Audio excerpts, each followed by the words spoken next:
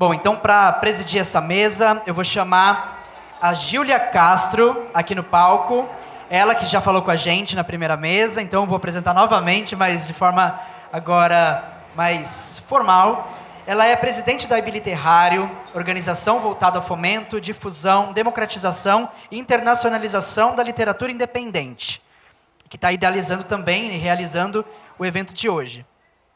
É também sócia fundadora da É-Cultural, startup mineira que atua na gestão de projetos culturais, bióloga de formação e pesquisadora. Júlia se dedicará à construção de vários projetos de impacto social nas áreas de cultura popular e tradicional. Seja bem-vinda, Júlia.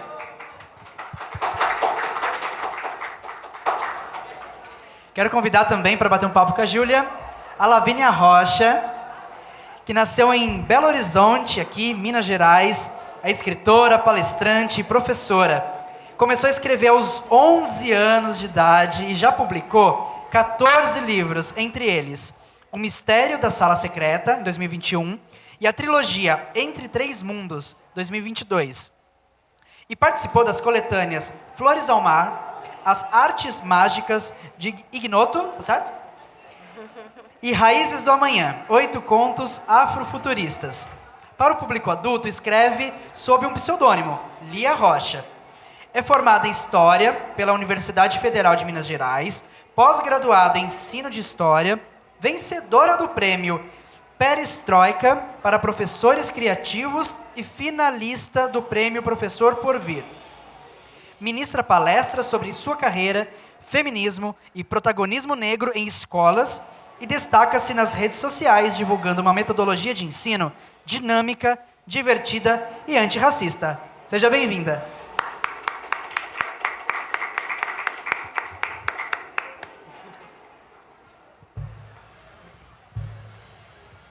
Oi, eu só queria fazer uma correção aqui, que eu já me dedico à gestão de projetos há 7 anos. Eu coloquei um futuro ali, nada a ver, né? Ali errado.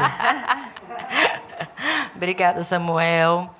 Gente, com muito prazer que a gente segue na nossa programação, onde a gente vem trazendo, né, pessoas que são expoentes, que fizeram diferença, que fazem diferença, né, na literatura aí brasileira e mineira. E a Lavínia Rocha vem conversar com a gente um pouco sobre essa transição de carreira, né, que ela passou. E a gente vai entender um pouco mais sobre isso, quem é ela, o que ela faz. De onde vem Lavínia? Que conta. Lavínia é muito especial mesmo, assim, para a gente conseguir enxergar as diversas possibilidades que a gente tem dentro da literatura, não só enquanto escritora, né, mas também enquanto pessoa que transforma a literatura, a educação e um pouquinho de tudo isso, assim. Então é um prazer estar aqui com você. E fica à vontade. Muito obrigada. Obrigada. Boa tarde para os intérpretes de Libra, meu sinal é assim. Isso. Eu preciso dar um contexto, assim, de um pouco de que eu sou, de onde eu venho, para poder explicar como foi a transição da minha carreira. E essa é uma palestra que eu levo geralmente para escolas, que é Não Existe Idade para Começar a Sonhar, como eu me tornei escritora aos 13 anos, e eu apresento para as crianças, para os adolescentes, um pouco do que eu sou. Eu sou escritora, eu sou professora de história, eu sou palestrante e eu sou influenciadora digital. Então, eu trabalho nas redes sociais, enfim, trabalho um pouco de divulgação de metodologias nas escolas. E assim, como professor de história, a gente tem que dar o contexto de tudo, né? Então, assim, eu acho importantíssimo eu explicar quem eu fui, que criança que eu era. E aí eu coloco assim 2 fotos, uma com a minha mãe e outra sozinha. E eu sempre pergunto para os meninos assim: eu tenho cara de que era uma criança quietinha ou levada? E até hoje nunca responderam quietinha. Então, assim, batem o olho, principalmente aquela ali. Eu era uma criança muito levada. E nisso de ser muito levada, quando eu morei um tempo na casa da minha avó, eu mexia muito nas coisas. A minha mãe, ai meu Deus, nossa, vamos manter essa menina quieta, o que a gente vai fazer? E ela me encheu de livros. Então, essa é a minha primeira coleção literária, eu tenho até hoje. Quando eu tinha uns 2 para 3 anos, eu nem sabia ler. E eu fui muito incentivada pela minha mãe, minha família. Depois eu entrei na escola, eu fui muito incentivada pela bibliotecária, a Terezinha. Ela foi tão importante para mim que eu coloquei num livro, a Terezinha num livro, O Mistério da Sala Secreta. Então, aqui dentro tem uma bibliotecária que chama Terezinha. E quando eu vou... Esse é o meu livro mais adotado hoje em escola. Então, quando eu levo esse livro, eu falo, porque... Aí eu mostro essa foto, eles, peraí, é a Terezinha do livro? É a Terezinha do livro. E ela foi muito importante para mim de me mostrar, assim mesmo, o prazer da leitura. Então, ela estava sempre assim, o que tem de novo? O que vocês querem ler? O que vocês gostam de ler? E trazia para a biblioteca. Então, eu tive muita sorte de ter a Terezinha comigo. E aí, depois, nas aulas de produção de texto, eu descobri que eu gostava de escrever por causa da minha professora Patrícia Nolácio, que é minha professora de português. E isso marca muito a minha trajetória, porque foi ali que eu descobri que eu gostava de criar histórias também. Eu sempre fui uma criança muito criativa, então, assim, a brincadeira era inventar teatrinho para apresentar para os meus pais, para os meus tios, era me juntar com os meus primos, eu fazia teatro. Mas descobrir que gosta de escrever é uma coisa que a escola tem um papel muito fundamental nisso. Assim, a maior parte das crianças descobrem que gostam de ler, que gostam de escrever muito por causa da escola. Assim, nem sempre isso vem da família. E a escola teve esse papel fundamental, primeiro de leitura e depois de escrita, assim. E só que tinha aquele probleminha, que é aquele limite de 30 linhas da redação, e eu não gostava daquele limite, eu queria escrever mais, eu queria ir além. E eu comecei a escrever as minhas próprias histórias. E daí eu escrevi o meu primeiro livro, que é esse daqui, O Amor em Barcelona, e aí ele que marca um pouco essa transição, porque aqui é a minha versão independente, então os meus pais pagaram pela publicação do livro, e aqui é a minha versão tradicional, mas ainda de uma editora pequena, então, assim, meio tradicional, mas também bem independente. Eu fui fazendo uma transição mesmo, assim, foi um passo, assim, um passinho de cada vez.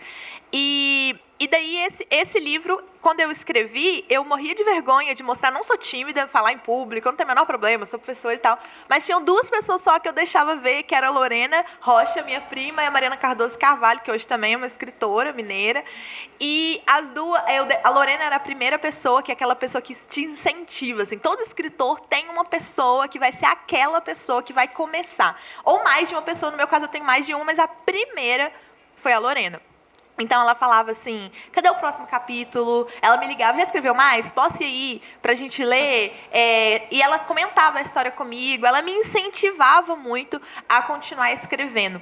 E depois que eu terminei de escrever Um Amor em Barcelona, eu mostrei para a Mariana, e aí foi a Mariana que falou assim, você precisa mostrar para a sua mãe, você precisa mostrar, porque você vai virar escritora, seu livro vai estar na leitura, a nossa referência de livraria, né? Seu livro vai estar na leitura e você vai ficar famosa e não sei o quê. Só que, assim, quando ela me falou isso, qual a imagem que eu tinha de escritores? Era essa imagem, que é, em maioria, homens brancos, velhos, que já tinham morrido, algumas mulheres ainda brancas, mas também já mais velhas. Então, as minhas referências de literatura nacional eram esses rostos, assim. Então, eu não tinha como imaginar que com 11, 12 anos eu podia virar escritora, sendo que eu era contrária a tudo isso que tinham colocado ali. Então, assim, pensar a literatura do jeito que ela foi colocada para a gente, muito novinho, né? A literatura nacional hoje ela é muito diferente do que ela era 15 anos atrás. Hoje a gente tem vários jovens também escrevendo, e acaba que são essas as únicas referências que a gente tem de literatura nacional. E aí eu sempre falo para as crianças, né? Fundamental, a gente precisa do acesso, mas eu acho que tem uma idade para trabalhar, e tem um jeito de trabalhar essa literatura. A gente, assim, eu não sou professora de literatura, eu sou de história, mas pelo que eu vejo com os meus... Eu trabalho com Fundamental 2, então criando adolescentes, no início da fase da adolescência, não médio. E aí trabalhar a literatura clássica, crua, com eles direto, é igual chegar... Tem uma professora de português, a Ilma, querida escritora também. Você chegar lá com um Dom Casmurro para 7º ano, é você fazê-los, assim, odiar. Eles vão falar assim, eu não quero nunca mais encostar no Machado de Assis, assim. E aí, e aí uma vez eu estava lendo um texto que é assim, a gente não começa ensinando matemática por raiz quadrada. Então, a gente não vai no mais complexo primeiro. A gente tem que trabalhar outras literaturas para poder pegar o gosto primeiro e depois apresentar o contexto. Eu sendo bem honesta, eu só fui gostar de literatura clássica no meu segundo ano do ensino médio, que era quando o meu professor, ele dava o contexto da obra. E aí eu acho que já tinha o pezinho da história, né? Então, assim, aquela coisa de, entendi por que esse é romantismo, isso aqui é naturalismo, isso aqui... Tô vendo as características, e eu era convidada a refletir sobre as características e tudo mais. Então, assim... Chegar para uma menina de 11, 12 anos e apresentar apenas essas possibilidades, eu achava que, primeiro, que para ser escritor famoso você tinha que morrer. Então, assim, era a primeira coisa, você tinha que estar morto para poder publicar um livro, ou ser famoso, ou ser conhecido, né? Então, era a minha primeira questão. E segundo que, para jovens, essa coisa bem para juventude mesmo, eles vinham de fora do país. Mas eu sou brasileira, né? Como é que eu vou fazer? Então, essa era a minha ideia, assim. E aí, muitas pessoas perguntam, justamente do Machado de Assis, que é, poxa, mas ele é uma referência negra, você não podia se inspirar nele, pensando, assim, nessa questão racial? E aí é uma coisa que eu levo muito para a sala de aula, eu achava que a gente já tinha superado isso, mas não, que é, quando a gente pergunta para os meninos quantos alunos ali sabiam que Machado de Assis era negro, é muito baixo o número, gente, é muito baixo. Eu achava que isso já tinha... Também eu estou nessa bolha de movimento social, movimento negro, para mim já tinha superado isso, a gente já tinha entendido a identidade racial de Machado de Assis, mas aí você vai numa escola e pergunta e eles não sabem. Porque aí eu explico um pouco do processo de embranquecimento, né, que foi feito ao longo da história e que faz a gente acreditar nisso. Então, assim, eu não sabia, nem tinha uma referência e também não tinha a minha própria identidade negra. Então, eu sempre fui a criança parda morena. Então, não tinha muito essa identificação. Então, também não ia adiantar muita coisa saber que ele era negro. E aqui, quando eu fui obrigada a mostrar para minha mãe, que a minha amiga me obrigou, eu mostrei para minha mãe e a minha mãe falou, Lavínia, vamos ver como é que faz para a gente publicar um livro. E quando a minha mãe falou, que assim, veio uma luz, assim, acendeu uma coisa na minha cabeça, eu falei, é possível ser escritora? Minha mãe está falando, porque uma coisa era minha amiga falar, né? A gente é criança, a gente não confia em nada que a amiga fala. Mas outra coisa muito diferente é a minha mãe, que tinha me criado, não sei o quê, falando que eu podia virar escritora. E aí a gente se juntou, minha madrinha ajudando aquela coisa. Eu não venho de uma família de classe média, eu venho de família trabalhadora, filha de professor de escola pública e pai taxista. Então, assim, eu não tinha uma condição econômica assim, de chegar, vamos publicar um livro, 10 mil reais, show, temos esse dinheiro, 20 mil reais, eu não sei quanto hoje tá, assim. Mas não tinha esse dinheiro, não tinha como. Então, o que foi possível é que o Barcelona é muito fininho. Então, assim, ele tem poucas páginas, são 70 páginas, eu acho, nessa primeira versão. Aí aquela coisa, a família ajuda, a tia ajuda, divide de não sei quantas vezes e publica o livro. E quando a gente estava nesse processo de publicar, eu tinha 13 anos, e a minha mãe era a minha agente literária. A minha mãe também é bióloga. Ela é professora de ciências hoje e trabalhava na secretaria da escola. Minha mãe trabalhava de manhã e de tarde. E no tempo que ela arrumava, ela ia atrás de descobrir como fazer a minha carreira acontecer. Não como carreira no início, e mais como incentivo. Queremos incentivar a Lavínia a continuar lendo, a continuar escrevendo. O que a gente precisa fazer para isso? E depois virou carreira, e aí, enfim. Mas no início, ela começou a ir atrás de eventos literários, assim, tudo quanto evento, ela estava lá. Então, a gente levou na Bienal, me levou uma vez uma escritora, ia falar lá no Museu de Artes e Ofícios, na Praça da Estação, e ela me levou lá, não tinha nada a ver com o meu público, mas ela levantou e ela perguntou, o que tem que fazer? O que a gente tem que fazer para divulgar o livro, para publicar o livro e ele colar? E aí a moça que estava lá, eu não me lembro mais o nome da escritora, mas ela falou, olha, eu passo de bar em bar de noite vendendo meu livro. E eu, que e tal? Como assim? Ela, mas meu público e tal, é o público adulto. E aí a gente começou a pensar em possibilidades para mim. Por ela ser professora, a primeira possibilidade foi visitar a escola. Então, eu visitei a escola que ela trabalha, que eu acho que eu tenho uma... Aí, as fotos... Essa sou eu com 13, 14 anos visitando a escola pelas primeiras vezes. E era muito engraçado, porque eu chegava a palestrar, eu tinha 13, 14 anos, e eu tinha a idade dos alunos, né? Então, eles adotavam, a escola adotou um livro meu para trabalhar, e eu chegava, oi, tudo bom? Eu sou escritora.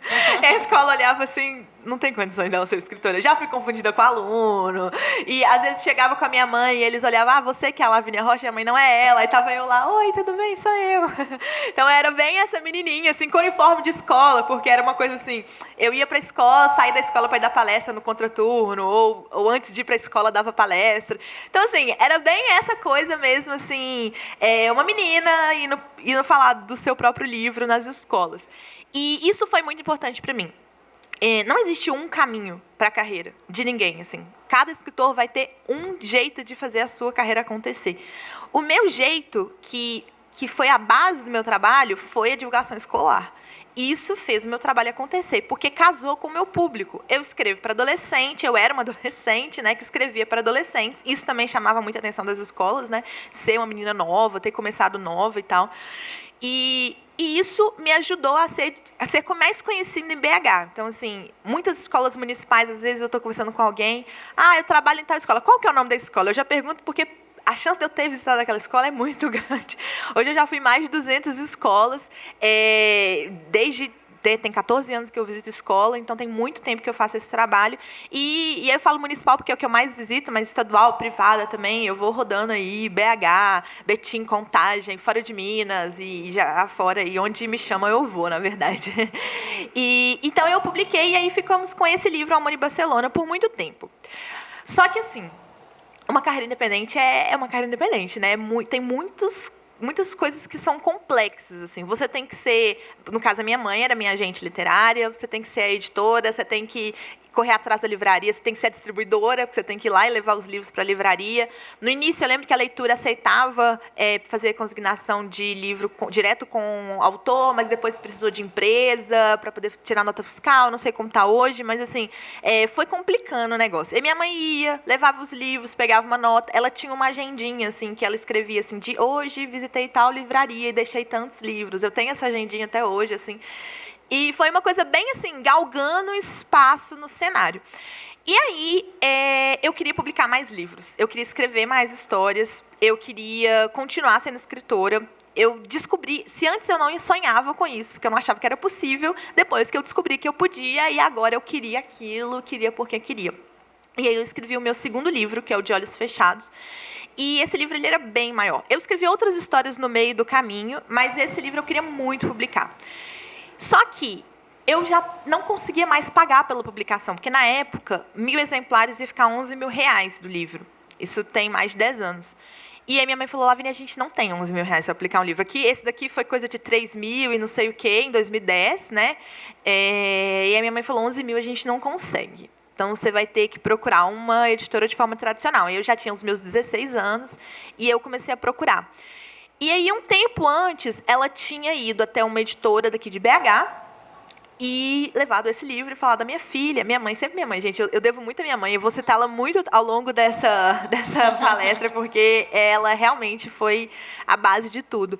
E a minha mãe tinha ido a uma editora daqui de BH, batido na porta, falado, olha, minha filha tem esse livro aqui, Um Amor em Barcelona, ela tem seus 14 anos, e vocês gostariam de ver um pouco mais sobre o trabalho dela? Olha quantas escolas ela já foi, não sei o quê.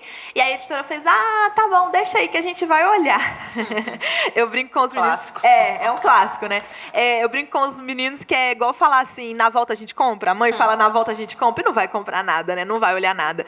E aí o livro ficou lá, um portfólio que ela fez, assim... assim, bem professora, assim, sabe, colando em papel colorido, todas as escolas que eu já tinha ido, esse portfólio ficou lá um tempão, depois minha mãe voltou lá para poder pegar esse portfólio de volta. E eu tinha, assim, não foi um não, mas é pior do que um não, né? Que não é nada. É um nada eterno, assim, que a gente não sabe o que vai acontecer. E aí, depois disso, a Terezinha, a bibliotecária da escola que eu mostrei para vocês, ela falou assim, Lavínia, eu conheço uma editora daqui de BH, vamos atrás dessa editora, imprime um livro seu. E, na época, eu imprimi a primeira versão desse livro aqui, que é o Entre Três Mundos, que é uma fantasia. Foi uma versão rascunha, assim, não é o que saiu, mas imprimi, encadernei e mandei. E aí ela me mandou uma carta de rejeição, falando que não tinha gostado do livro, de um jeito muito fofo, porque eu acho que ela tomou cuidado. É uma adolescente, é uma menina. Mas, assim, uma carta que... Eu tenho até hoje essa carta, eu levo para os meus alunos, quando eu brinco com eles, para eles descobrirem quem eu fui. Eu brinco e falo, eu morri, agora vocês têm que mexer nas minhas fontes históricas e descobrir quem eu fui. E aí eles veem a carta, um pouco para me humanizar também, assim. Eles veem, é professora, hoje ela tem 14 livros, mas, assim, e o passado, né? Quantos nãos a gente levou? E aí eu levei, essa carta tinha assim, olha, seu livro não está pronto para publicação, mas você vai crescer, você vai ler muito mais, você vai desenvolver sua escrita, e no futuro a gente vai ter muito prazer em reavaliar o seu livro. Eu fiquei arrasada, porque eu sou muito dramática, então assim, minha vida acabou, eu nunca mais vou publicar um livro na minha vida, ai meu Deus, acabou, morreu para mim. E eu fiquei muito triste, então eu peguei e meio que guardei o Entre Três Mundos, meio que escondi, assim, e fui escrever o De Olhos Fechados. E aí esse livro, que foi o segundo publicado, eu fiz esse orçamento de R$11 mil, minha mãe falou que não dava, e eu falei assim, tá, eu vou ter que ir atrás de outras editoras. E aí eu mandei e-mails, muitos e-mails, assim, fui procurando tudo quanto era editora, de BH e fora de BH, mandei vários e-mails, recebi vários nadas, mas recebi algumas coisas do tipo, me manda seu livro que a gente vai avaliar. E aí eu mandava o livro e nunca mais recebia resposta nenhuma, assim. Gente, eu juro, acho que num dia eu escrevi uns 30 e-mails e recebi, no mesmo dia, 3 respostas. E eu falei, 10% é muito bom no mesmo dia. E depois nunca mais nada. E eu falei, nossa, é muito difícil publicar um livro. E aí foi o momento que eu estava começando a desistir. O Amor em Barcelona, ele teve uma segunda edição. A primeira edição foram 500 exemplares, que venderam bem, assim. Eu lembro que no lançamento foram 180 livros. O meu primeiro livro publicado, 180 livros, é um número muito alto. A gente que é independente, até mesmo não sendo independente, num lançamento vender 180 é muita coisa. E foi muito legal, minha família, amigos, todo mundo muito apoiando aquilo. Mas aí fizemos uma segunda edição de 1.000 exemplares. Mas aí vender mais 1.000 são outros 500, no caso outros 1.000, né? Outros 1.000. E aí foi muito difícil. E aí os livros ficaram meio encalhados lá em casa. Eu ia a uma escola e tal, mas assim, o livro ficou encalhado e a minha mãe começou a ver que o negócio era muito mais difícil do que a gente tinha imaginado. E aí nada dos e-mails responderem. E aí eu descobri que o dono de uma editora estaria abrindo uma livraria daquela editora aqui em BH, uma editora pequena, que foi a editora que eu publiquei esse livro. E eu fui atrás dele e me apresentei. Falei que eu não sou tímida, né? Então isso me ajuda muito. Eu me apresentei e levei o livro mandei por e-mail o livro. Mostrei o Amor em Barcelona, que eu tinha independente, e mandei por e-mail De Olhos Fechados. E foram eles que publicaram. Pode passar uns 2 slides? Mais um. Que é esse livro De Olhos Fechados, que é o meu segundo publicado. Aqui foi em 2014, eu estava na 3ª série do ensino médio, já tinha uns 17 anos. Foi no dia do meu aniversário de 17 anos. E aí foi super legal, assim, foi na minha escola, foi um evento que marcou muito, assim, o lançamento do primeiro livro tinha sido muito legal, porque eu acho que foi naquele momento ali que eu entendi que, embora eu tenha imaginado, tenha uma imagem de escritores, eu era contrária a tudo que eu tinha imaginado, né? Eu tinha 13 anos, uma menina negra de 13 anos, pequenininha, novinha, viva, publicando um livro. Naquele momento, aquilo quebrou muita coisa, mas ali, publicando tradicional, mesmo que tenha sido uma editora pequena, foi muito importante para mim e ter dado espaço na carreira. E aí, gente, Bienal, feira, evento literário, escola, tudo que eu podia estar, eu estava, assim. Meus pais me apoiando muito. A minha mãe, gente, tadinha, ela ficava com os marcadores de livro nas bienais e ela ia chamando as pessoas, tipo assim, oi, tal, via mais ou menos assim o perfil do meu público. Falava, oi, tudo bem? Toma esse livro aqui, vai ali, que a escritora tá ali, vai lá conversar com ela e tal. Aí a pessoa ia, aí eu vendia meu livro. Então, assim, e isso me morrendo de dor na perna e minha mãe lá fazendo toda a divulgação, assim, do meu trabalho. E aí, a primeira Bienal que eu estive como escritora foi de 2014, que ainda era ali no Expo Minas, né? A gente tem que torcer muito para um dia a Bienal voltar a ser grande e voltar a ser ali. Vamos torcer, né? Esse ano é ano de Bienal, hein? Então eu estou aguardando ali, enfim. E aí foi a minha primeira Bienal, e aí eu tinha 17 anos, estava com esse livro e esse daqui vendendo ali. Eu entrei num grupo de Liga dos Escritores Mineiros aqui de BH, então a gente fez um stand juntos e tinha os horários de autógrafo e tal, e eu lá vendendo, mostrando o marcador e falando, oi, tudo bom? Quer conhecer meu livro? Quantos anos você tem? Você gosta de romance? Posso te apresentar meu livro? Você gosta de ler? Posso te apresentar? Não sei o quê. Então, assim, o que eu podia fazer, eu fazia para poder divulgar o meu trabalho. E aí, quando eu lancei o De Olhos Fechados, a editora ficou interessada numa nova edição do Amor em Barcelona. Então, essa versão aqui é a mesma editora do De Olhos Fechados. É o mesmo livro, mas aí com uma versão bem mais bonitinha, assim, com desenho dentro, mais bem tratado e tudo mais. E aí eu lancei o Amor em Barcelona, nova versão, De Olhos Fechados. Lancei o Entre Três Mundos, uma outra capa. Essa aqui é de uma outra editora. Lancei a trilogia inteira lá. E a minha carreira foi crescendo muito mais, assim, eu fui dando várias palestras, assim, escolas afora, bienais, e aí fui saindo, não só BH, Bienal do Rio, Bienal de São Paulo, Feira de Brasília, fui a programas de TV, e aí a coisa foi crescendo, assim, o meu nome foi se espalhando, e eu comecei a buscar novas formas assim de publicar, porque eu via que a editora não estava mais dando conta do tanto que eu estava crescendo. É uma editora especializada em livro jurídico. Então, eles abriram para literatura com o meu livro, mas, gente, literatura é muito difícil de pegar. É muito difícil de você lucrar com isso, se não tiver um investimento muito forte. E a editora, claro, ela ganhava muito mais com o jurídico, então ela acabava deixando de lado a literatura. E aí eu vi que estava acontecendo, eu falei, eu preciso de novas oportunidades. E aí, uma dessas feiras de Brasília, eu conheci pessoalmente a agente de uma amiga minha, escritora, que eu conheci na Bienal. Aí está a importância de estar em eventos. Porque a gente faz o famoso networking, né? O relacionamento, falando português, né? O bom português. Eu conheci uma amiga escritora na Bienal de 2014. Ela me apresentou a agente literária dela. Essa agente me convidou para colaborar com um texto num blog. Ela gostou muito de trabalhar comigo. Aquele texto ficou ali, publicado um tempo. Depois eu conheci pessoalmente essa agente na Feira de Brasília. Essa agente se apresentou e falou, olha, a gente quer muito trabalhar com você e tal. O que você é uma editora procurando livro para a escola, tem muito seu perfil. O que você acha? Isso foi em 2017. E eu fui escrever 17 para 18, um livro, e eu escrevi esse livro aqui, O Mistério da Sala Secreta. Esse livro, olha, para vocês verem, eu escrevi 17 para 18, começou a conversa, ele foi sair em 2021. Então, outra coisa que a gente precisa é de paciência, né? Tempo e dar tempo àquilo que a gente quer, assim.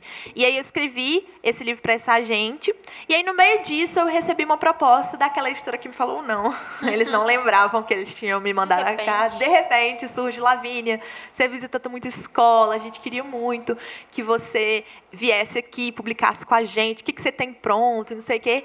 E aí ela nem lembrava, assim, mas, gente, é real, né? Assim, eu não sei se tem alguém que trabalha com editora, é muita gente atrás o tempo todo, mandando e-mail. Então, assim, você não vai lembrar que 4 anos, 5 anos atrás, você leu um livro daquela menina e tal. E aí, depois de um tempo, e aí eu fiquei com aquela proposta, os alunos perguntam assim, aposto que você falou não, só de raiva, só para poder dar o troco. Eu falei, não sou orgulhosa não, se for interessante para mim, eu volto atrás, aceito, refaço. Só que naquele momento eu estava com aquela conversa com a agente literária em mente, assim. Era uma editora daqui de BH, pequena, média, maior do que a que eu estava, mas eu sabia que eu teria mais possibilidades com a minha agente literária, que é uma agente, hoje é uma das maiores agências do Brasil, assim, principalmente voltada para o público jovem. Ela tem muitos contatos com as maiores editoras do Brasil, e eu sabia ali que tem que ter um tino também, né? Saber ali falar, não, vou aguardar. Peguei a proposta, agradeci, falei, eu vou aguardar e eu vou esperar o que essa minha agente vai ter para mim.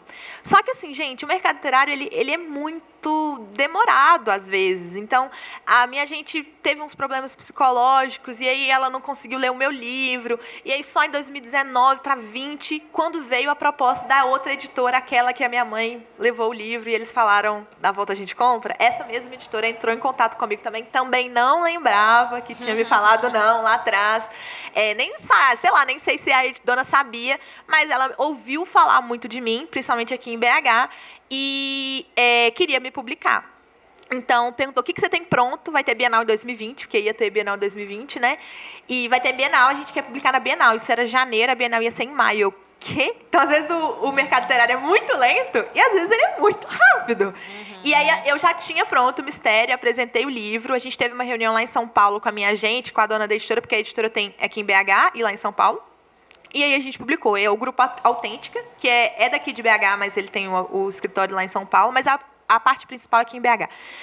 E a gente teve... E aí a gente publicou o Mistério da Sala Secreta, mas aí foi só no ano seguinte, 2021, por causa da pandemia, que meio que estragou tudo, né? Muitos planos de muita gente. Basicamente. E aí a gente publicou o Mistério da Sala Secreta, que é um livro que fala sobre 2 adolescentes do 7º ano que estão tentando defender uma escola que vai ser fechada, a prefeitura mandou fechar, é a Escola Municipal Maria Quitéria de Jesus, e eles querem não só defender essa escola, como eles querem descobrir o mistério da sala secreta, que é uma sala dentro da escola, que ninguém sabe que tem lá dentro, mas reza a lenda que quem entra só consegue sair se for tão corajoso e merecedor que nem a Maria Quitéria de Jesus. Eu não sei se vocês já ouviram falar, é uma mulher, como se fosse a nossa Mulan, nossa Joana d'Arc, que lutou nas guerras de independência do Brasil e ajudou o Brasil a ficar independente. E a Júlia e o Gabriel estudavam nessa escola, mas não sabia quem era ela, né? Quem nunca, né, gente? A gente estuda no lugar, tem o nome de um cara, uma moça, não sei o que, a gente não sabe quem é, não dá, né? Às vezes às vezes é mãe de um deputado, pode ser, é verdade. Mas às vezes é, sei lá, uma pedagoga que foi muito massa e a gente nem sabe quem é.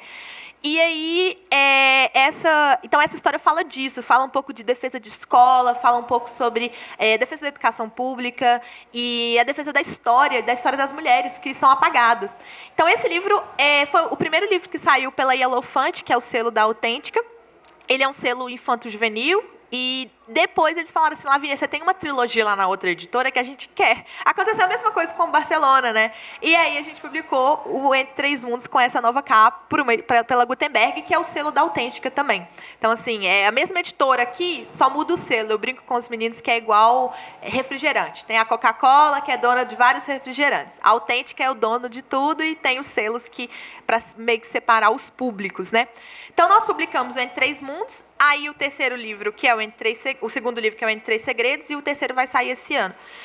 Então, assim, a minha carreira, ela vem de muita luta, assim, da minha mãe, principalmente, né? Eu não posso tirar isso total, assim, a minha carreira do início foi totalmente ela.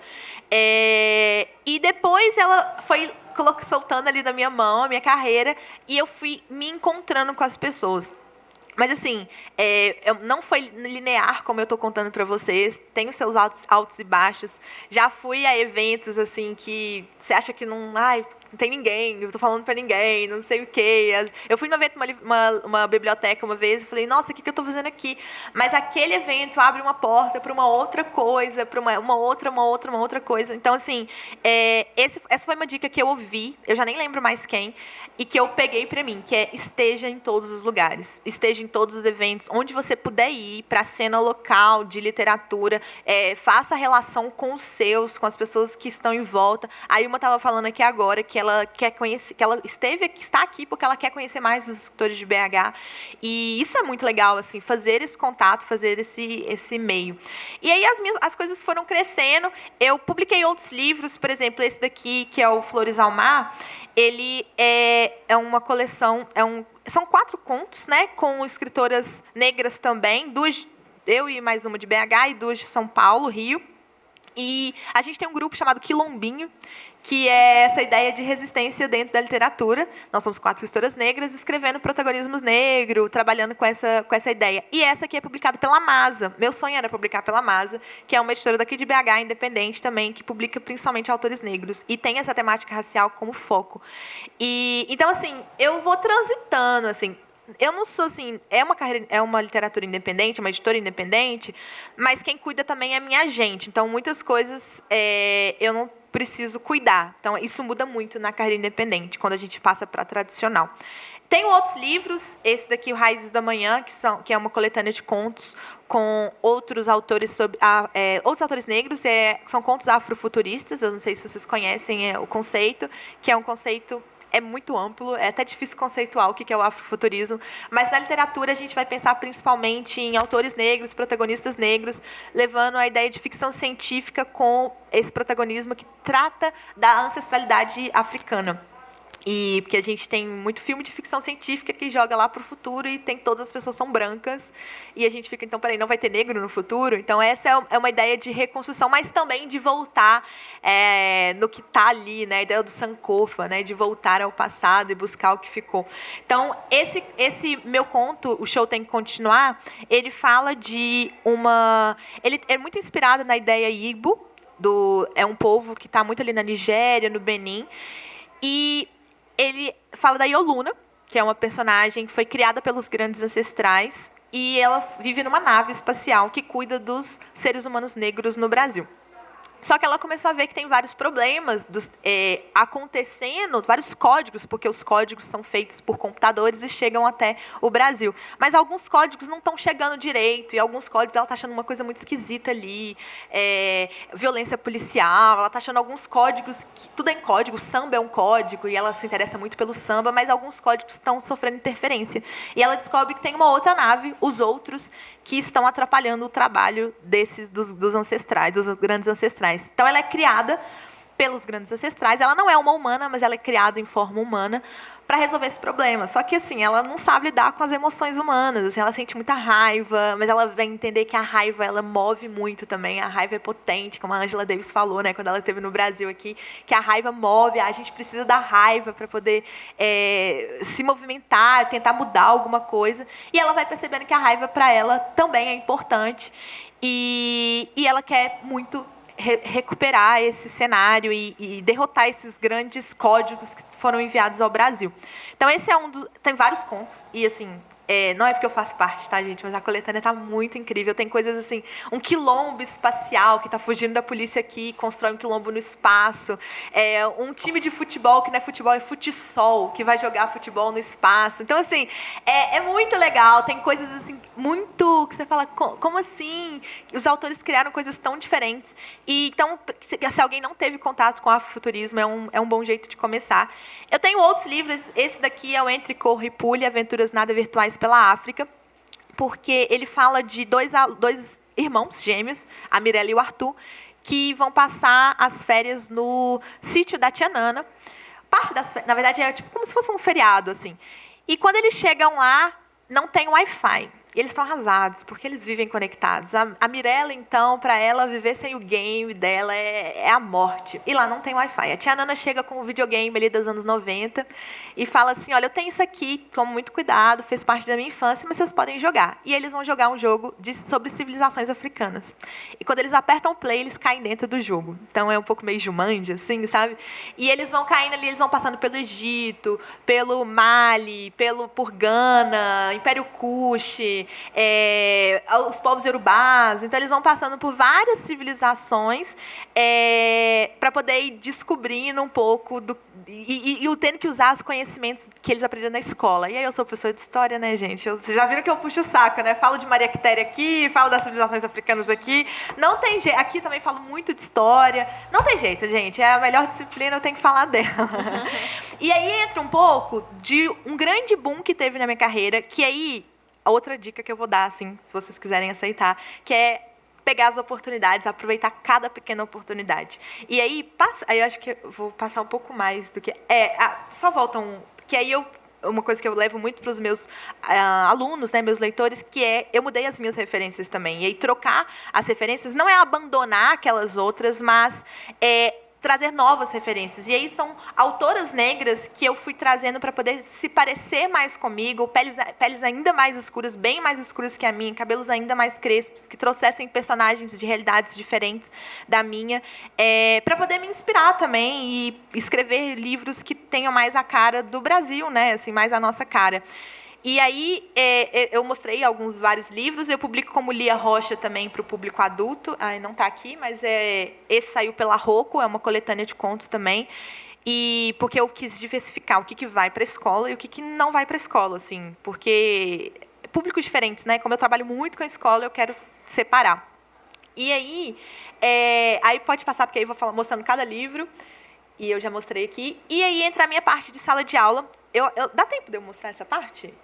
Dá? Eu só queria falar, só para poder mostrar um pouco como que, às vezes, uma coisa que nada a ver, ela te ajuda muito na carreira, assim.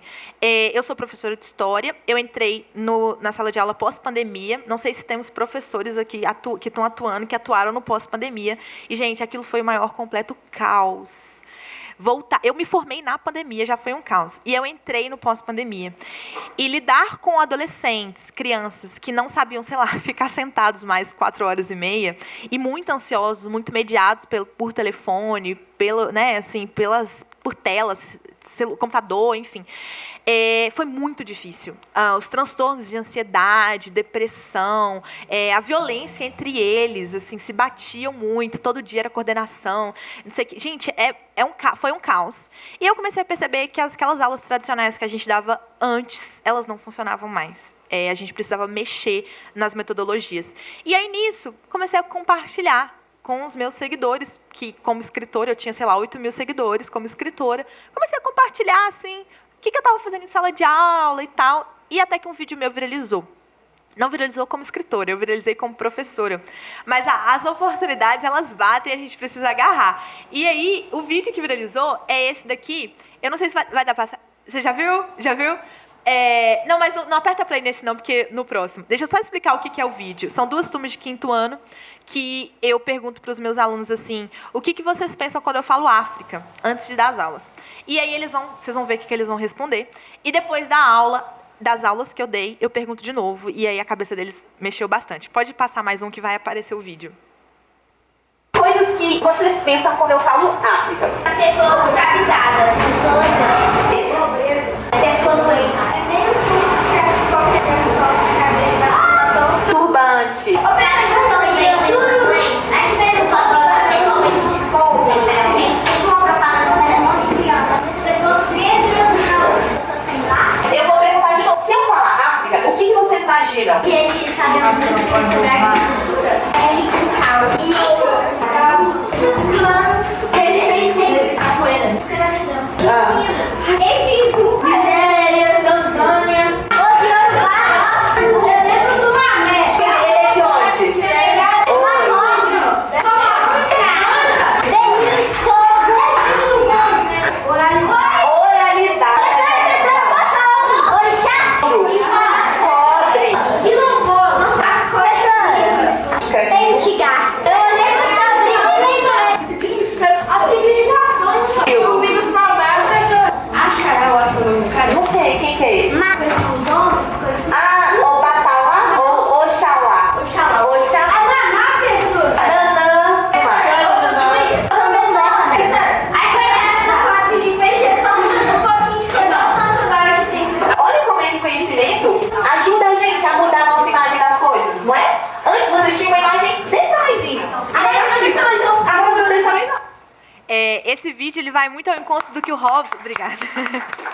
Eu não me canso desse Robson vídeo. falou na mesa passada da 10639. A 10639 é uma lei que nos obriga, todos os professores, mas principalmente de História, Literatura e Arte, a trabalhar questões afro-brasileiras e africanas, a história cultural afro-brasileira e africana. Depois ela foi atualizada pela 11645, que fala dos povos indígenas, em 2008. Então, 2003 é a primeira, 2008 é a segunda. Nós temos 21 anos de 10639 e a gente aplica muito mal essa lei.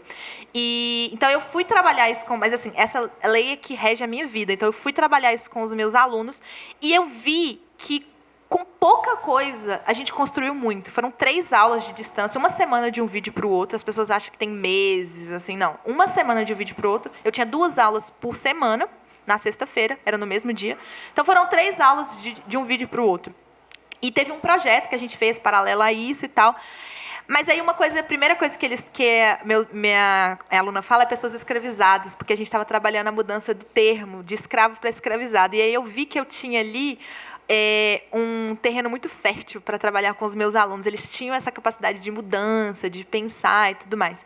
E aí esse vídeo viralizou muito, muito forte. Assim, foram 4 milhões de visualizações, e fui entrevistada, e Globo, nanana. E aí eu vou mostrar porque acho que ainda tem mais uns minutinhos, eu vou mostrar tudo o que aconteceu e como isso puxou a minha carreira literária. Valeu. No final de 2022, eu postei este vídeo Coisas que vocês pensam quando eu falo África. e a minha vida virou de cabeça para baixo. Uma professora que viralizou nas redes sociais com uma aula sobre a África. E olha que ela só tem 1 ano de profissão. Uma professora de História de Belo Horizonte ganhou o prêmio de educadora mais criativa do país. Ganhou um prêmio nacional. Ela foi reconhecida e premiada como a educadora mais criativa do país na área do ensino básico, junto com outros 4 professores. Ela mostra a paixão pela educação em vídeos que viralizam na internet. Como a Lavínia e o Patrício. Eles são de Minas Gerais e usam o digital para produzir o conhecimento e transformar as comunidades onde vivem. Pergunto a ela o que existe de comum entre esses brasileiros e sua história de vida. Gostaria de agradecer a Lavínia e ao Patrick. Eles também usam as redes sociais para promover a educação. Uma mineira que virou fenômeno nacional com seus livros e a sua metodologia super envolvente para dar aulas de história. De tão criativa, viralizou na internet. Teve 4 milhões de visualizações. A primeira parte da gravação mostra o que vinha na cabeça dos alunos quando ouviam a palavra África. Uma semana depois, ela decidiu gravar um novo vídeo com os alunos. As respostas dadas pelos pequenos depois das aulas surpreenderam. Todo mundo pergunta, o que aconteceu no meio desses 2 vídeos? Os estudantes citaram o nome de vários países do continente africano e até de um jogador de futebol. O Bernardo ficou curioso e quis saber mais sobre um artilheiro africano, o Sadio Mané. Ele veio lá do Senegal. A professora Lavínia inventou um método que mistura material didático, informação e performance. E não é professora ou é escola de teatro? Os dois!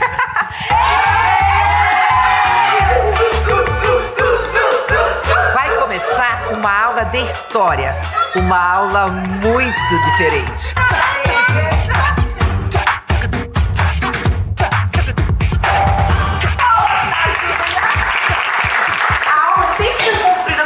Assim, algumas coisas eu planejo, mas chega na hora a gente tem uma ideia. Querem fazer um teatrinho? Vamos fazer um teatrinho. Quer jogo? Vamos fazer jogo. Então é uma aula construída com os meninos. Eu aprendi a ser professora com os meus alunos. Eu entrei com uma ideia de educação e eles bagunçaram a minha cabeça. O que você está me dizendo é que você ouve. Essa educação tradicional de abrir a cabeça do aluno, enfiar a informação, fechar, isso não existe mais. Vocês gostariam de ter mais aulas com professoras como ela ou tradicional?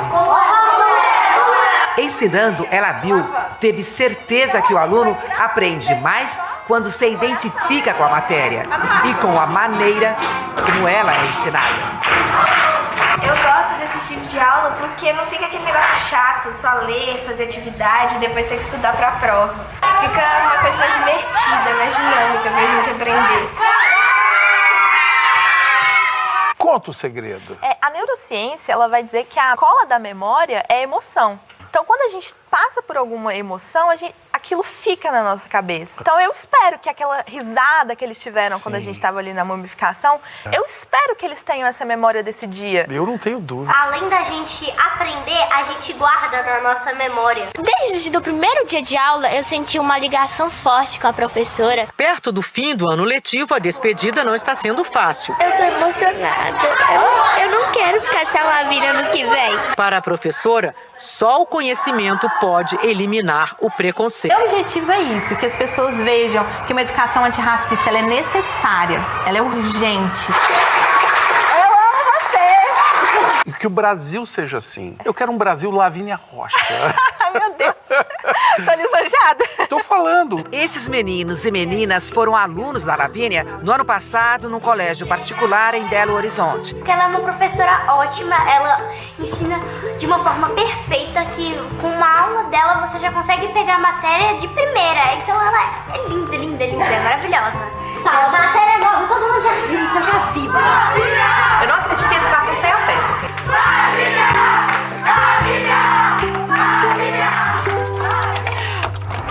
Muito fofos eles, né?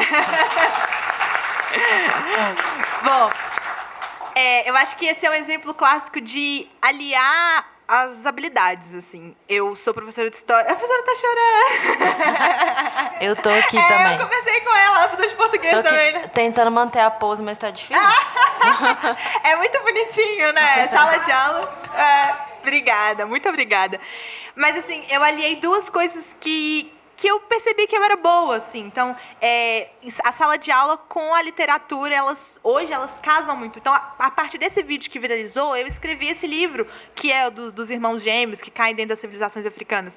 E agora, esse livro saiu pelo Leiturinha, que é aquele projeto de Clube do Livro, que as crianças recebem e tal. E aí, hoje, eu vou fazer um projeto, agora numa escola pública. Eu saí da privada, agora eu estou indo para a escola pública.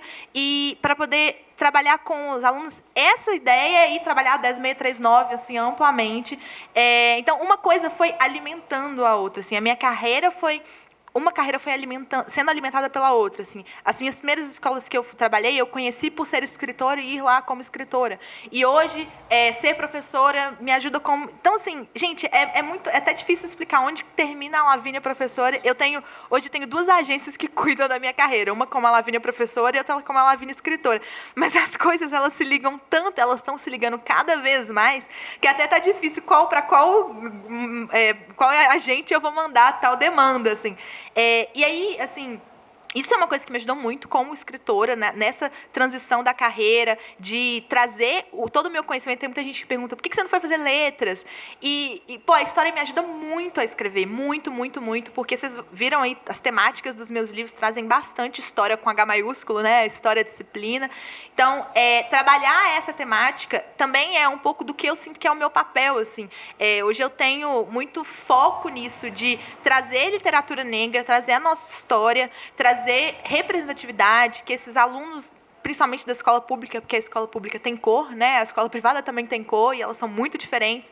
Então, principalmente fazer com que aqueles alunos da escola pública se vejam representados, se encontrem ali e que sintam também que eles podem escrever, que eles podem sonhar. Eu acho que isso é uma das coisas mais importantes, assim, ensinar para eles que eles podem sonhar. Às vezes é muito bobo para alguns, principalmente eu trabalhei em escola pública, de elite e intermediária, assim. É muito diferente o que aqueles alunos aprendem sobre os próprios sonhos, sobre as próprias possibilidades. Então, aliar as nossas habilidades, talvez a sua habilidade seja escrever e fazer uma outra coisa, eu não sei qual é essa outra coisa, mas talvez, sei lá, com música, pode ser uma possibilidade, e aí aliar e amarrando essas habilidades, elas pegar a oportunidade. Surgiu uma oportunidade como essa, de um vídeo que viralizou. Eu falei com vocês que eu tinha, sei lá, 8 mil seguidores, hoje eu tenho mais de 100 mil. Então, assim, o vídeo viralizou, eu alcancei uma referência como professora que acaba puxando a parte da literatura. E quem me conhecia como escritora, agora também me conhece como professora. Então, alinhem as habilidades de vocês, não tenham medo, usem, abusem, não tenham vergonha. Eu sei que, eu tô falando isso é muito fácil porque eu não sou tímida, mas eu sei que tem muitos escritores que são muito tímidos, né? Muitos artistas que são tímidos, mas vai assim mesmo, vai com medo, só vai, porque, sabe, uma hora vai aparecer uma chance, uma oportunidade. É muito difícil, é muito desgastante, tem muitas coisas que fazem a gente desanimar. E eu lembrei que o outro Robson estava falando aqui da Conceição Evaristo há pouco tempo ter tomado posse aqui. E quem viveu 2018, né, a gente tentando fazer a Conceição Evaristo entrar na ABL, foi que a brasileira de letras, que aquilo foi um baque muito grande pra gente. Assim, meio que a gente já esperava que não fosse acontecer, porque a gente sabe como a ABL funciona.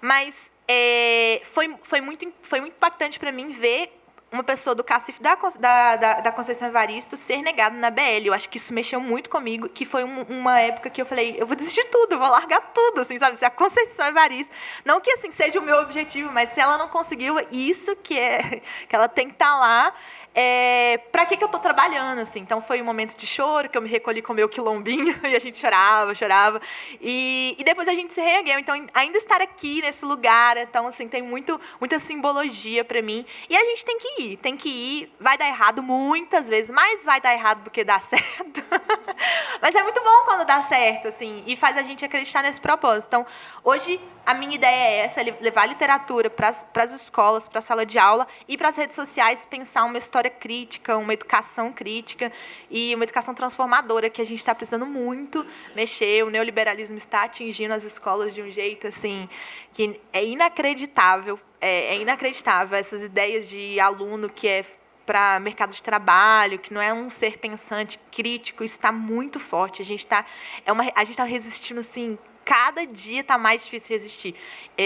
Mas a gente está resistindo, né? E a gente tem que resistir, porque a outra opção é muito pior. Mas é isso. Eu não sei se a gente tem tempo para fazer perguntas, né? Temos? Obrigada. A gente tem um tempinho, sim. Eu queria começar trazendo uma questão para você. Tô ainda tentando me recompor, tá difícil. Mas que é assim... a gente entendeu, né? Acho que você trouxe muito muito bem, assim, né? Essa questão de como uma coisa se mistura com a outra e uma carreira acaba ajudando a outra, né? E trazendo significado para você também, né? Nos dois sentidos, assim. Mas eu queria entender, enquanto pessoa, assim, Lavínia, como que você lida mesmo com as duas carreiras, ainda mais agora, que eu imagino que as duas devem estar gritando. E como que fica a literatura no meio disso, assim, né? Assim, seu tempo de escritora, como que você ainda consegue parar, vou escrever, enfim, como que você consegue organizar isso, assim, até só para ajudar a mostrar meu ponto, assim, porque eu acho que é uma realidade que escritores precisam ter outras profissões, assim, né? Não, num momento inicial, muito dificilmente só ser escritor vai te bancar. Então, assim, como que é mesmo para você lidar com isso? Nossa, eu estava numa escola hoje e eles estavam perguntando sobre isso, mas na perspectiva de como é dar aula depois do pós-pandemia, como fica a cabeça, né? Se eu também fui afetada pelos transtornos e tal. Eu tenho transtorno de ansiedade generalizada, eu acho que dá para perceber um pouco da minha fala, que eu sou muito verborrágica, né? Então eu falo. Eu agito demais meus alunos, inclusive. E aí eu brinquei assim, medicada ela é ótima. Aquele meme, né? Medicada ela é ótima. E eu passo por muitas coisas. Eu sempre quis ser só escritora. A minha vida, assim, desde que eu descobri que eu podia ser só escritora, desde que eu descobri que eu podia ser escritora, eu queria ser só escritora. E aí as pessoas ficavam, ai, mas não vai dar, não. Não dá para pagar a conta com isso, não. Não dá viver de arte, Brasil e tal. É muito difícil. E aí a realidade bateu uma porta. Eu fui fazer ciências sociais primeiro, não fui para história. Depois eu fui para história, mas meio emburrada, tipo, só porque eu tenho que fazer. Tem que fazer alguma coisa. E eu escolhi ainda uma outra profissão que as pessoas também não aprovavam, que era ser professora, né? Então eu falo que eu sou muito teimosa e mimada. Então eu escolhi artista e professora. Artista e professora, assim, tudo errado de acordo com a família, né? Mas eu fui muito apoiada pelos meus pais. Isso eu não posso reclamar de jeito nenhum. Mas lidar com as duas coisas é mesmo muito difícil. Vamos falar de números para vocês entenderem. Eu tenho 14 livros publicados. Nem todos estão à venda hoje por essa troca de editor e tal. Assim, vamos supor, eu tenho 5 livros agora que estão vendendo e tudo. E assim, agora eu comecei a conseguir um salário mínimo por mês com livro. Gente, entendeu? Absurdo. Você entende? Assim, é muito real. Eu tenho 14 anos de literatura. Trabalho muito com a escola, que é um meio que dá mais dinheiro do que trabalhar, por exemplo, com público adulto e tudo mais. Então, é muito difícil você viver disso, assim. Até eu chegar nisso, foi muita coisa que eu passei. Assim, não é a minha renda principal hoje. E eu não sei se um dia vai ser. Eu, luto para ser, talvez metade. Né? Vamos ter que sonhar, né? Vamos sonhar, vamos escrever mais livros e sonhar, porque a gente, numa editora tradicional, e aí está um pouco da diferença de ser independente tradicional, estava falando hoje com a Ilma, né? Que 10% do preço de capa que a gente recebe. Então, se você está lá pagando na livraria R$50 no livro, o escritor está recebendo R$5. E olhe lá, porque agora o que está sendo praticado é 8% do preço de capa. Então, grandes editoras têm feito 8%. E eu sei que é muita gente para pagar. Eu sei que a editora tem muita gente para pagar. Tem a distribuidora, tem a livraria, tem todo um mercado do livro que é para pagar. Então, para viver de livro, é pensar nisso. Quando você é independente, você tem muito mais trabalho. Você consegue, por livro, receber mais, né? A cada livro, uma porcentagem maior. Mas você tem muito mais. Você vai trabalhar não só como escritor, você vai ser seu próprio agente, você vai ser sua própria distribuidora, você vai ser vendedor, você vai ser um pouco de tudo, assim. Então, meio que uma coisa você vai sendo tomada pela outra, assim. Então, eu tive que aprender a lidar com essas duas coisas. Então, foi bom para mim ter escolhido duas carreiras que conversam muito, né? Mas é meio loucura, assim. Tem dia que eu estou escrevendo, tem dia que eu tenho um prazo para entregar um livro e eu tenho que também corrigir uma prova, sabe? Você fala, meu Deus do céu, como é que eu vou fazer as duas coisas? É meio desesperador, assim. Onde sai a Lavínia profissional e entra a Lavínia pessoa, sabe? Que tem família, tem namorado, tem amigos. E isso é muito... E a gente começa e a gente continua por muito tempo fazendo porque a gente gosta. Porque ninguém tá nessa profissão por dinheiro. Ninguém, porque se alguém tiver entrado por dinheiro, rapidinho ela descobre, dá meia volta e vai embora, porque não tem jeito. Então, assim, são muitas coisas, muitas nuances que a gente precisa pensar. E esse tipo de projeto, por exemplo, é um tipo de projeto que vai trabalhando essa literatura e fazendo... Na hora que a Carola falou na feira de Porto, que ela vendeu todos os livros que ela levou, eu tava lá assim, todos os livros? Isso não existe, como assim? E ela falou, tem demanda, tem mercado. O mercado é diferente também. É diferente também. Então, o que a gente precisa é isso, desbravar esses lugares e encontrar oportunidades.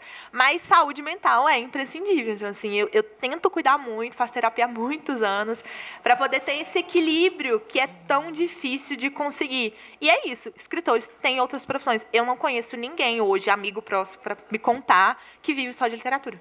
Ninguém. Então, é isso, né? É o nosso cenário. Qual a sua dica, assim, para quem precisa lidar com as duas profissões, assim, além da saúde mental em dia, do remédio em dia? Eu indicaria, assim, se puder, tirar um momentinho, mesmo que seja pouquinho, mesmo que seja pequeno, assim, tirar um momentinho que seja para isso, assim. Porque a gente tem que pensar também, por que a gente está escrevendo? Não é para ganhar dinheiro, a gente já sabe, mas tem alguma coisa ali de colocar para fora o que a gente pensa, na nossa visão de mundo, colocar aquilo que a gente acredita, tem um papel da literatura que a gente quer fazer, uma mudança. Eu não sei qual que é o seu propósito, pode ser diferente, pode ser outra coisa, simplesmente você quer jogar as suas ideias para fora. Então, tentar um pouco tirar isso da cabeça e escrever. Eu tenho livros que eu falo assim, eu não vou pensar nesse livro como trabalho, sabe? Eu quero... Vai ser meu livro, nem sei se eu vou publicar um dia. É só para eu lembrar da Lavínia que gostava de escrever por hobby, que eu transformei em carreira o meu hobby, né? Esse que é o problema. Mercantilizei o meu hobby.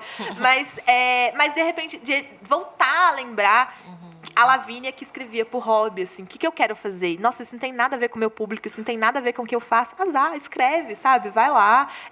Quero escutar poesia, nunca fiz, então vai. Quero conto, quero romance, quero, sei lá, inventa um outro jeito de escrever. Experimentar, eu acho que não perder este contato com essa literatura que é arte, assim, antes de tudo, antes de ser profissão, antes de ser fonte de renda, antes de qualquer coisa, ela é arte. Então, a minha dica é essa. E também não se cobrar.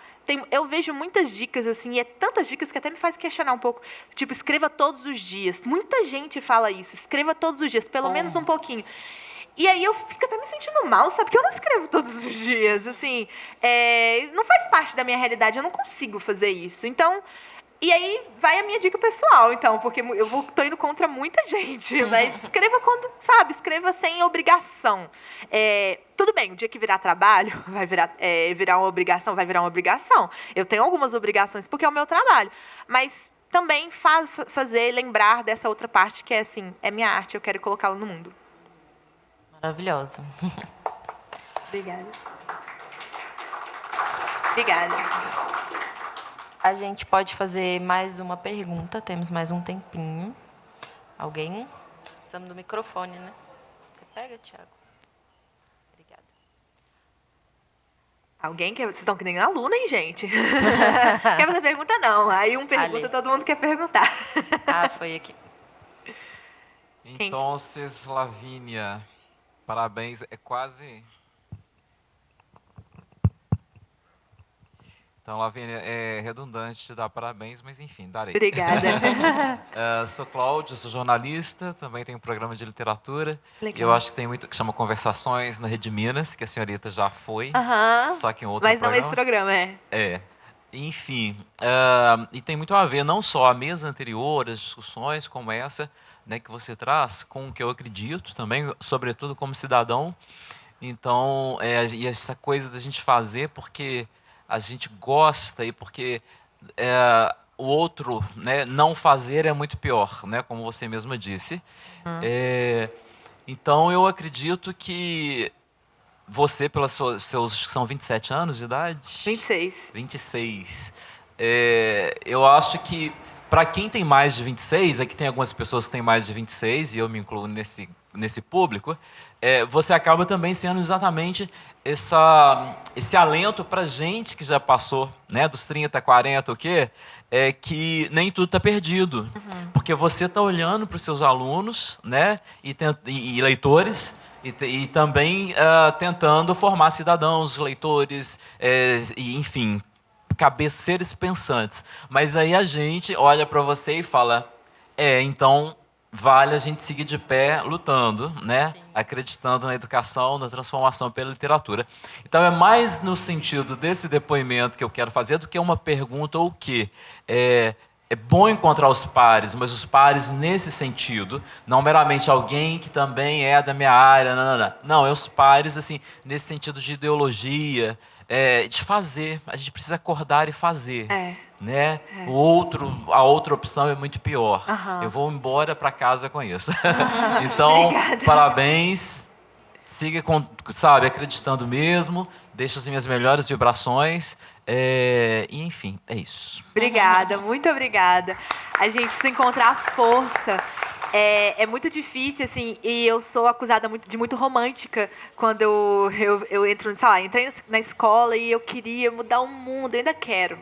Mas, assim, quero mudar o mundo, quero tudo isso. Não, a Lavínia tá assim porque ela acabou de chegar. Daqui a pouco, eu entendo de onde vem. Minha mãe é professora no Estado há muitos anos, e eu entendo de onde vem também esse desconforto, mas a gente precisa ter alguma esperança. Eu estava lendo o Futuro Ancestral, do Ayrton Krenak, recentíssimo na ABL, né, o primeiro autor indígena da Academia Brasileira de Letras, e ele fala muito assim, a gente não pode ter esse pensamento assim, ele usa um termo assim, mas de fim de mundo, assim, tá tudo acabando, então vai dar tudo errado, então vamos desistir, porque esse pensamento, quanto mais a gente pensa isso, mais a gente desiste e a gente perde as nossas forças. É muito difícil.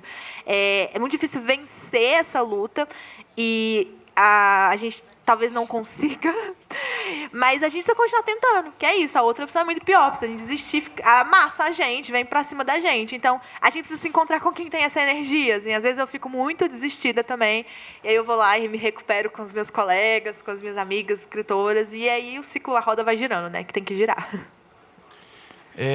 Lavínia, primeiramente, parabenizar. Obrigada. Eu também sou escritor e aguardando ansiosamente a publicação do meu primeiro livro. Ai, que ótimo. O que me chamou atenção é o seu bom humor. Né? Essa sua trajetória, você passa uma alegria genuína, intrínseca, né? Que é contagiante. Que bom. É contagiante. Isso é ser dor da sua mãe, porque problemas a gente percebeu quantos que você tem. Agora, essa sua alegria, esse bom humor, essa maneira positiva de ver a vida, né? E isso aí é de você mesmo, ser dor da sua mãe, e lógico, reflete em todas as suas narrativas. É engraçado você falar isso, a minha mãe é professora de ciências, e às vezes os meus alunos, os alunos dela veem vídeo meu dando aula, ou os meus veem vídeo dela dando aula, e falam, mas vocês são a mesma coisa. A minha mãe tem um sorriso largo também, ela é muito, assim, muito simpática, então, assim, isso foi total aprendido, assim. Mais uma coisa que eu tenho que agradecer pra minha mãe. Parabéns, a gente sai daqui renovado. Parabéns mais uma vez.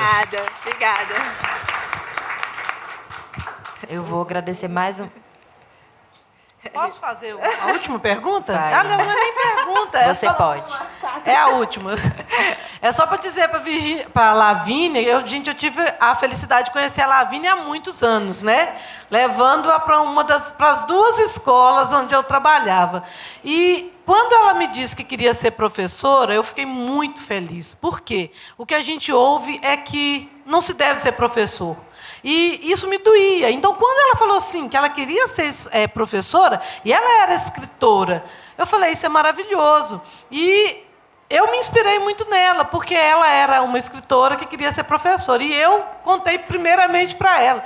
Lavínia, eu quero ser escritora. Então, Lavínia, eu fiquei muito feliz quando você se tornou professora, porque enaltece essa nossa profissão. Parabéns. Obrigada, Ilma. E eu tenho que dizer que o contrário também é verdadeiro, porque quando eu estive com ela, eu vi como que ela era dedicada, e os alunos dela queriam. E ela foi e me buscou do carro dela, né? Você foi lá, não sei onde, buscou. Era longe a escola de onde eu morava. E ela foi, então, assim, o tanto que ela, enquanto professora, se esforçou para me levar até os alunos dela, também uma inspiração como como professora. E foi muito legal isso, porque eu era escritora, ela era professora, e uma queria ser o que a outra era também, né? Não era trocar, era também. Então foi uma troca muito legal lá em 2015, 16, uma coisa por aí.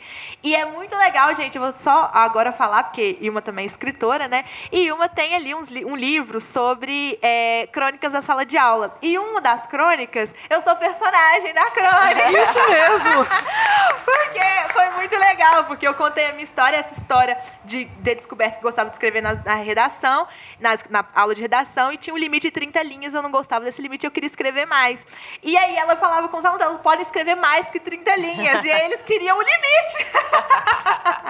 Então ela brinca com isso na crônica, e é um livro muito bom, inclusive para quem ainda eu falei com você da educação. Gente, leia o livro da Ilma, é maravilhoso. Obrigada. Eu ri demais. Ai, pronto, depois vocês me contem. Muito obrigada, gente. Gente, queria agradecer mais uma vez a Lavínia, a última, salve de palmas que ela merece. Obrigada. Obrigada mesmo pela presença, pela disposição, e que sua força continue. E a gente vai encerrar esse painel, a gente vai dar uns 10 minutinhos de pausa para a gente ir ali tomar um café, tem um café lá fora, que é Utopia Café, tá bem gostoso, inclusive. Quem quiser tietar a Lavínia, se ela estiver disponível, pode tietar. Também peço que vocês deem uma olhada nas mesas, nas outras editoras que estão presentes aí. A gente também está fazendo o lançamento do livro da ZLI, né, que é aquele que a gente comentou lá na primeira mesa. Está ali fora disponível para vocês verem. Eu espero que ainda tenha. E é isso. Muito obrigada. A gente volta rapidinho. Vamos só tomar um cafezinho, molhar a palavra. Cafezinho. E a gente volta com o Renato Negrão. E se vocês quiserem, aqui tem meu Instagram, meu TikTok, se vocês quiserem continuar acompanhando o trabalho, mandar alguma pergunta, alguma coisa, pode mandar por lá. Obrigada, gente.